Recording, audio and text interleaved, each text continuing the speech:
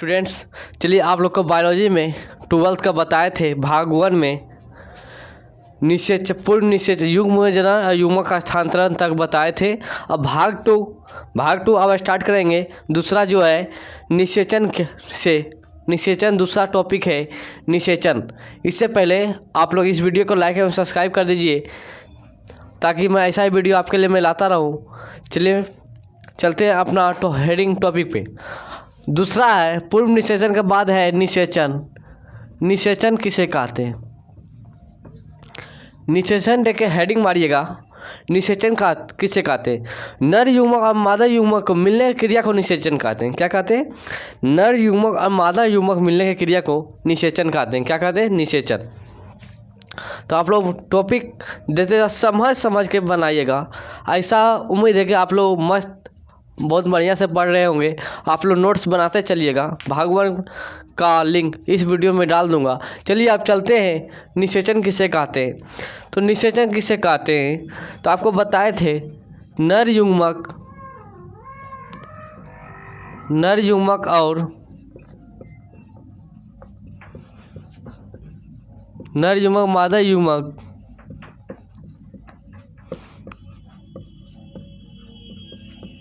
नर युग्मक मादा युग्मक मिलने की क्रिया को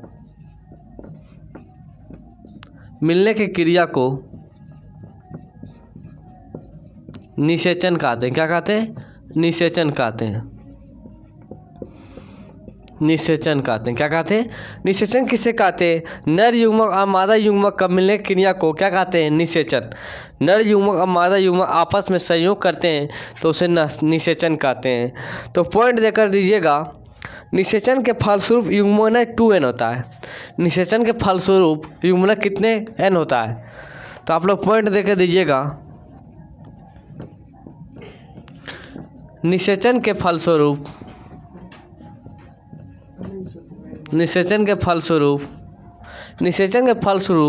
युग्मनज क्या? युग्मनज 2n होता है। क्या होता है? 2n होता है। कितना होता है? 2n। निषेचन के फलस्वरूप युग्मन 2n होता है। क्या होता है? 2n। निषेचन जो होता है, निषेचन n और n मिलकर 2n का निर्माण, एक संतान का निर्माण होता है। इसमें n देते हैं मादा गैमेट n देते हैं और नर गैमेट n, तो दोनों में मिलाकर क्या हो गया? 2n। तो एगो संतान, इससे एक संतान की उत्पत्ति हो जाता है। क्या हो जाता है? संतान की उत्पत्ति हो जाता है। पहले हेडिंग है निषेचन क्या है? नर युग्मक और मादा युग्मक मिलने की क्रिया को निषेचन कहते हैं। निषेचन के फलस्वरूप युग्मन 2n होता है। क्या होता है? 2n। ये सब VVI प्रश्न है, आप लोग को परीक्षा में जरूर पूछा जाएगा। बोलेगा प्रश्न कैसे पूछेगा सर? निषेचन के फलस्वरूप युग्मन कितने n होते हैं, कितने गैमेट बनाते हैं? तो 2n गैमेट बनाते हैं। आप लोग नोट करते चलिएगा और इस वीडियो को शेयर भी करते चलिएगा अपने दोस्तों के पास।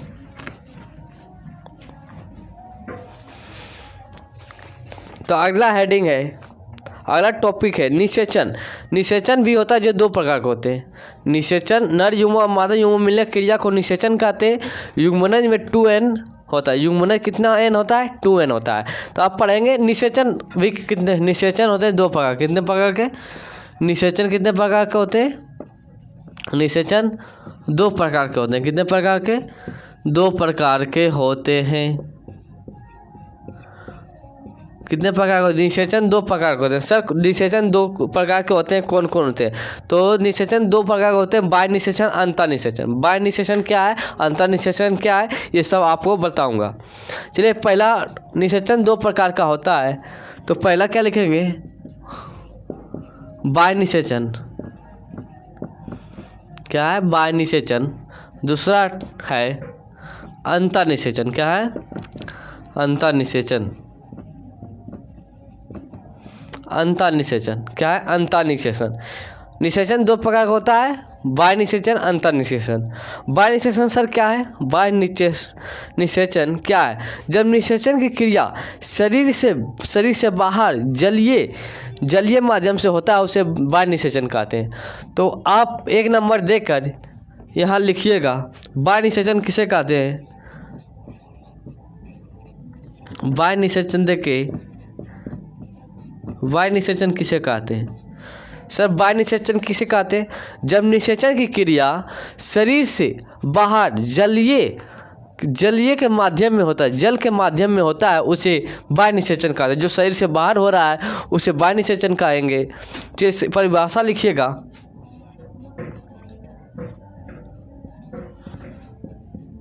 जब निषेचन शरीर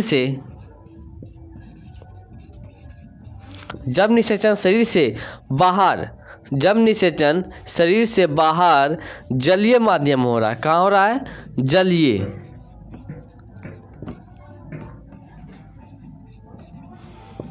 कहाँ हो रहा है? जलीय माध्यम में हो रहा है। जब निषेचन शरीर से बाहर जलीय माध्यम में होता है तो इसे क्या कहते हैं? जलीय माध्यम में होता है, उसे क्या कहेंगे? बाह्य निषेचन। उसे बाह्य निषेचन कहते हैं। क्या कहते हैं? बाह्य निषेचन। बाह्य निषेचन क्या है? जब निषेचन की क्रिया शरीर से बाहर जलीय मतलब समझ रहे हैं? जलीय मतलब जल होता है। क्या होता है? जल में होता है। तो जैसे हम सर पूछेगा सर जल में क्या कौन कौन सा निषेचन होता है, तो जल में कौन कौन होता है, जैसे एग्जाम्पल में लिखिएगा, मछली, मेढक,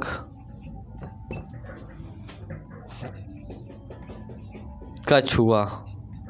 देखिए सर, बाह्य निषेचन जब निषेचन शरीर से बाहर होता है, शरीर में निषेचन नहीं होगा, शरीर से बाहर होगा। जैसे मछली निषेचन जब करती है जल में करती है। कहाँ करती है? तालाब पोखर में करती है निषेचन, जल में। मेढक भी जल में निषेचन करती है। कछुआ, ये एग्जाम्पल है, आप लोग उतारते चलिएगा, इतना उतारते चलिएगा मस्त टॉपिक के साथ, और इस वीडियो को शेयर भी करते चलिएगा अपने दोस्तों के पास ताकि वो भी पढ़ सके। दूसरा है बाह्य निषेचन हो गया है, तो अंतर निषेचन क्या है? अंतर निषेचन। इसमें जो भी आपको डिफ़िकल्ट लगे आप वीडियो में कमेंट जरूर कीजिएगा। तो आप पढ़ेंगे अंतर निषेचन। पहला पढ़ लिए, निषेचन के दो भाग में होते हैं, बाह्य निषेचन, अंतर निषेचन। बाह्य निषेचन किसे कहते हैं? जो शरीर से बाहर जलीय माध्यम में होता है उसे बाह्य निषेचन कहेंगे। अब दूसरा क्या है सर? अंतर निषेचन। क्या है? अंतर निषेचन। अंतर निषेचन क्या है सर? अंतर निषेचन जब निषेचन मादा के जनन अंग में होता है। कहाँ होता है? जब निषेचन मादा के जनन अंग में होता है उसे अंतर निषेचन कहेंगे। क्या कहेंगे? लिखेगा आंसर,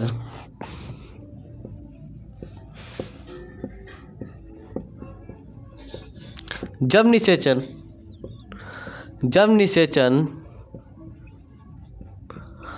निषेचन मादा के जनन अंग में होता है। कहाँ होता है? मादा के जनन अंग में होता है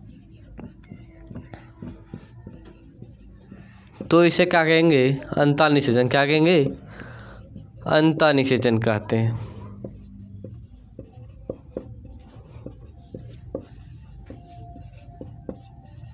क्या कहेंगे? अंतर निषेचन किसे कहते हैं सर? जब निषेचन मादा के जनन अंग में होता है तो उसे अंतर निषेचन कहते हैं। सर जैसे हम बताइए, जैसे जंतु में सरीसृप में अंतर निषेचन होता है, पक्षी में अंतर निषेचन होता है। स्तनधारी जितना जीव है इस दुनिया में, जितना भी स्तनधारी जीव है उसमें क्या कौन सा निषेचन होगा? अंतर निषेचन। तो एग्जाम्पल में देखकर लिखिएगा, जैसे जंतु में कौन कौन आएगा? जंतु में आ जाएगा सरीसृप। क्या आएगा? सरीसृप, पक्षी,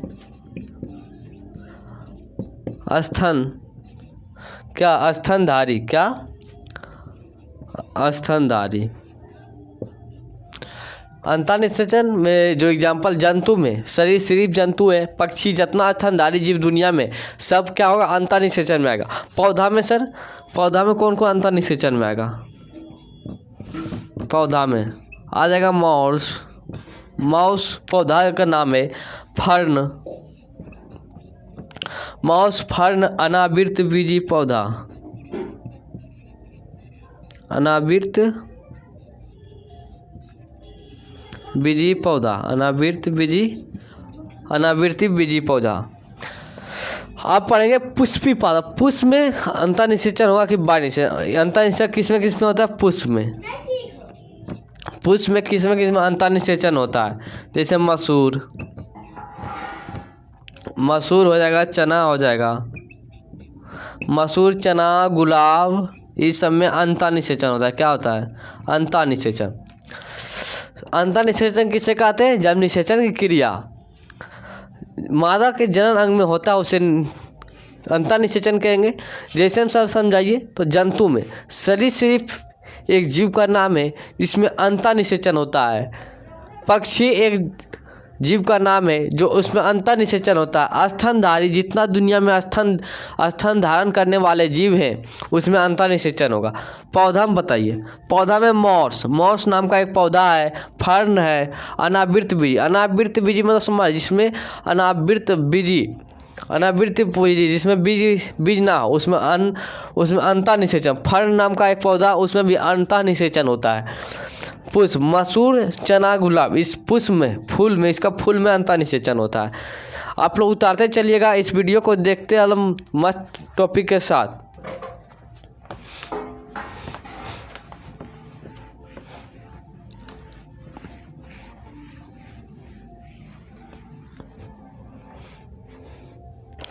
अब पढ़ेंगे तीसरा था जो निषेचन का 2 भाग था वो हो गया। अब पढ़ेंगे तीसरा जो था। तीसरा क्या था? पश्च निषेचन। क्या था? पश्च निषेचन। क्या था? पश्च निषेचन। क्या था? पश्च निषेचन घटना। पश्च निषेचन घटना क्या है सर? पश्च निषेचन घटना क्या है सर? पश्च निषेचन घटना में भी 2 प्रकार के होते हैं। कितने प्रकार के होते हैं? पश्च निषेचन घटना कितने प्रकार के होते हैं? 2 प्रकार के। एक होता है भ्रूणोद्भव, एक होता है जन्म और भ्रूणोद्भव 2 प्रकार के अंतर निषेचन में होता है। तो इसका परिभाषा है, इसका 2 भाग होता है। कौन कौन सर? तो भ्रूणोद्भव, इसका लिखिएगा, इसका 2 भाग होता है। कितने भाग? इसका 2 भाग होते हैं। कितने भाग होते हैं? इसके कितने भाग होते हैं? 2 भाग होते हैं। पश्च निषेचन का 2 भाग होते हैं। कौन कौन सर? तो पहला होगा भ्रूणोद्भव। क्या होगा? भ्रूणोद्भव क्या होगा सर? भ्रूणोद्भव। दूसरा हो जाएगा जन्म। दूसरा क्या होगा? जन्म। एक होगा भ्रूणोद्भव, एक होगा जन्म। पश्च निषेचन में 2 घटना होती है, एक होती है भ्रूणोद्भव, एक होती है जन्म। सब भ्रूणोद्भव किसे कहते हैं? तो टॉपिक देकर दीजिएगा हेडिंग में, भ्रूणोद्भव किसे कहेंगे? भ्रूणोद्भव देकर डैश दीजिएगा। भ्रूण का निर्माण करने की क्रिया को भ्रूणोद्भव कहते हैं। भ्रूण का निर्माण करने की क्रिया को भ्रूणोद्भव कहते हैं। तथा ये अंडे या गर्भाशय भी कहा जाता है। लिखिएगा,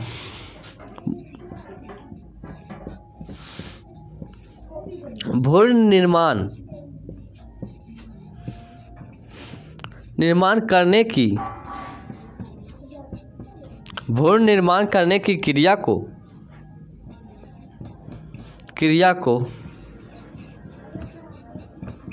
भ्रूणोद्भव कहते हैं। क्या कहते हैं? भ्रूणोद्भव कहते हैं।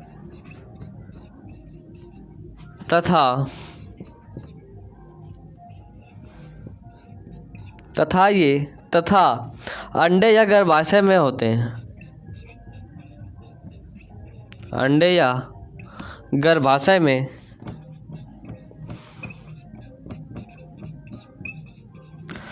भ्रूणोद्भव किसे कहते हैं? भ्रूण निर्माण करने की क्रिया को भ्रूणोद्भव कहते हैं। तथा ये अंडे या गर्भाशय में होता है। कहाँ होता है सर? ये जो होता है भ्रूणोद्भव अंडे और गर्भाशय में होता है। तो सर आपको सवाल आ रहा होगा, सर भ्रूणोद्भव भ्रूण निर्माण करने, भ्रूण सर क्या है? आपको मन में सवाल उठ रहा होगा भ्रूण क्या है? तो आप लोग इसको नोट कीजिए, उसके बाद बताता हूँ भ्रूण क्या है। भ्रूण क्या सर? भ्रूणोद्भव, भ्रूण निर्माण करने की क्रिया को भ्रूणोद्भव कहते हैं। तो आपका दिमाग में एक तो सवाल उठ रहा ही होगा कि भ्रूण सर किस क्या है, जो भ्रूण निर्माण करने के लिए भ्रूणबोध कह रहे हैं आप, तो भ्रूण बताइए भ्रूण क्या है। तो आपको बताता हूँ।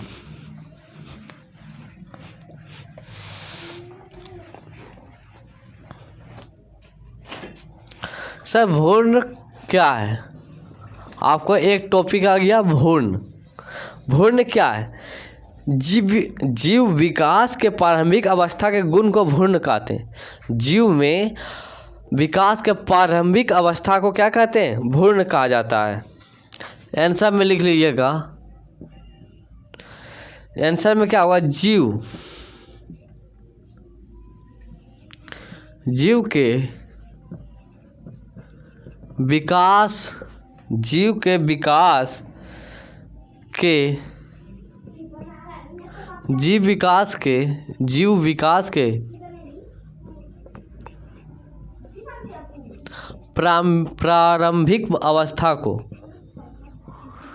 प्रारंभिक अवस्था को जीव विकास के प्रारंभिक अवस्था को भ्रूण कहते हैं। क्या कहते हैं,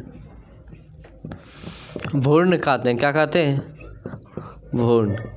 तो आपका ये भी डिफिकटेंशन दूर हो गया कि भ्रूण सर किसे कहेंगे, तो जीव को विकास के प्रारंभिक, जब जीव विकास होने का प्रगति पे रहता है ना, उसे कहते हैं भ्रूण। क्या कहते हैं, भ्रूण। तो अब यहाँ तक समझ गए।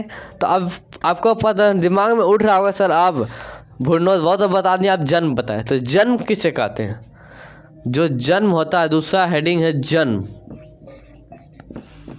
जन्म क्या है, जन्म क्या है, विकसित गर्भाशय का बाहर आना जन्म कहलाता है। जब संतान विकसित गर्भाशय हो जाता है पूरे दिन में, तो उसको बाहर आने की क्रिया को क्या कहते हैं, जन्म कहते हैं। तो लिखिएगा, विकसित संतान, क्या, विकसित गर्भ का बाहर आना, विकसित गर्भ का बाहर आना जन्म कहलाता है। क्या कहलाता है, जन्म कहलाता है। क्या कहलाता है, जन्म। तो आपको तो मस्त से ढोबिंग सा, जो विकसित गर्भ का बाहर आना जन्म कहलाता है। क्या कहलाएगा, जन्म। जन्म के आधार पर जीव दो प्रकार के होते हैं।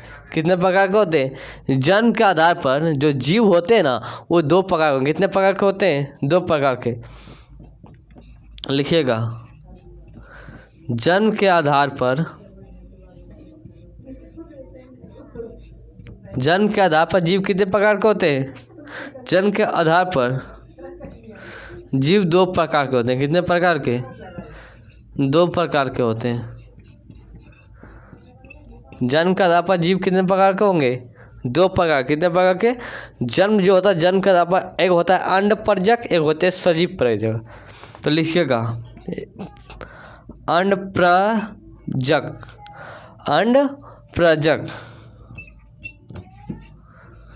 और दूसरा होगा सजीव प्रजक। ये होगा अंडप्रजक। जन्म के आधार पर दो प्रकार के होंगे, एक अंडप्रजक, एक सजीव प्रजक।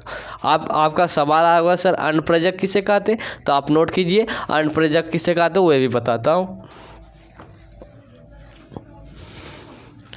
सर अंडप्रजक क्या किसे कहते हैं, आप लोग उतारते चलिएगा फास्ट, क्योंकि वीडियो लॉन्ग हो जाएगा, ज़्यादा आपको उतारने का समय दिया जाएगा तो आप वीडियो को रोक कर भी उतार भी सकते हैं।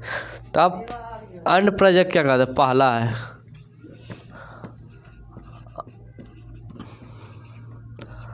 अंडप्रजक सर किसे कहते हैं, अंडा को निर्माण करने की क्रिया को, अंडा देने वाला जीव होता है ना, अंडा देने वाले जीव को अंडप्रजक कहा जाता है। क्या कहा जाता है, अंडप्रजक। जैसे मुर्गी अंडा देता है उसे क्या कहेंगे, अंडप्रजक कहेंगे। अंडा का निर्माण, अंडा का राजा, उसे अंडप्रजक कहेंगे। लिखिएगा, अंडा सटीक परिभाषा होगा, अंडा देने वाले जीव को, अंडा देने वाले जीव को अंडा देने वाले जीव को क्या कहेंगे, अंडप्रजक। क्या कहेंगे, अंडप्रजक। क्या कहेंगे, अंडप्रजक। अंडा देने वाले जीव को क्या कहेंगे, अंडप्रजक कहेंगे। अनप्रजक कहते हैं। क्या कहेंगे? अंडा देने वाले जीव को अनप्रजक कहते हैं। जैसे में आ जाएगा पक्षी। पक्षी अनप्रजक जीव है। कैसा जीव है? पक्षी सरीसृप जो अंडा देता है, वो भी बहुत बड़ा जीव है जो अंडा देता है। तो एग्जाम्पल में लिखिएगा सर, पहला आ जाएगा पक्षी। क्या आ जाएगा? पक्षी। और सरीसृप क्या आ जाएगा? दूसरा में सरीसृप। सरीसृप क्या आएगा? सरीसृप। एक है एकिडमा। एकिडमा है। क्या है? एकिडमा। क्या है? एकिडमा है सर। एग्जाम्पल अनप्रजक का क्या है? पक्षी, सरीसृप, एकिडमा। एकिडमा जो है बच्चा भी कभी कभी देते हैं, लेकिन हमेशा अंडा ही देते। कभी 100 गो में 2 गो एकिडमा जो होता है वो बच्चा देते हैं, संतान देते हैं, लेकिन अधिकतर देते हैं अंडा ही। तो पक्षी, सरीसृप, एकिडमा जो होते हैं वे अनप्रजक अंडा देने वाले प्राणी होते हैं। इसे क्या कहेंगे? अनप्रजक कहेंगे। आपको मन में आ रहा है अब सजीव प्रजक। क्या? सजीव प्रजक। सर सजीव प्रजक किसे कहते हैं? सजीव प्रजक, सजीव प्रजक क्या? सजीव प्रजक क्या कहते हैं? बच्चा देने वाले जीव को क्या कहेंगे? सजीव प्रजक कहेंगे। क्या कहेंगे? सजीव प्रजक कहते हैं। तो आप लोग इतना सजीव मतलब प्राणी आ जाएगा, लिखिएगा। बच्चा देने वाले जीव को, बच्चा देने वाले जीव को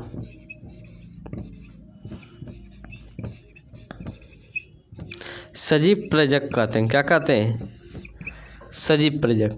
सजीव प्रजक सर किसे कहते हैं? बच्चा देने वाले जीव को सजीव प्रजक कहते हैं। क्या कहते हैं? सजीव प्रजक कहेंगे।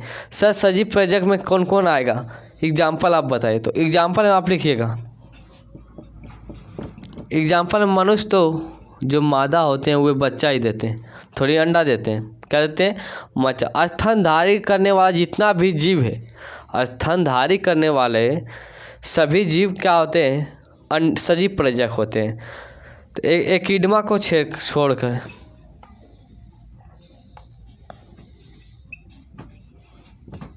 स्तनधारी ग्रहण करने वाले जीव वही एकिडमा को छोड़कर